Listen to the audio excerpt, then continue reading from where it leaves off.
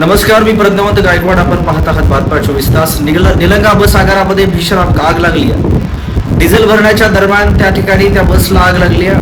6847 क्रमांकाच्या बसला भीषण आग लागली आहे. अग्निशमन दलाचं पथक त्या ठिकाणी योग्य वेळी पोहोचल्या कारणामुळे त्या ठिकाणी मोठा अनर्थ टळल्याची चित्र आपल्याला पाहायला मिळत आहे. बस आगारामध्ये धावपळीचं वातावरण आपल्याला पाहायला मिळत होते. निलंगा आगाराचे निरीक्षक निलंगा आगार बस क्रमांक 6847 डिझेल भरताना झालेली घटनास्थळी तात्काळ अग्निशमन दलाचे निलंग्याचे जे अग्निशमन दलाचं पथक आहे ते त्या ठिकाणी लवकरात लवकर उपलब्ध झाल्यामुळे अग्निशमन दलाच्या या तत्परतेमुळे मोठा अनर्थ टळला आहे. डिझेल भरणारे वाहन निरीक्षक बसवराज मठपती यांना मोठ्या प्रमाणामध्ये ते त्या घटनेमध्ये जळल्याची माहिती सुद्धा समोर येते.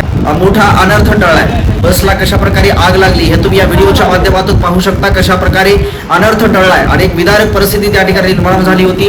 बस स्थानकावरती प्रवाशांमध्ये भीतीचं वातावरण निर्माण झालं होतं आणि प्रवाशांची त्या ठिकाणी आपल्याला धावपळ पाहायला मिळते. निलंगा बस आगारामध्ये अशा प्रकारची मोठी घटना घडल्याची आज चर्चा समोर येताना आपल्याला पाहायला मिळते.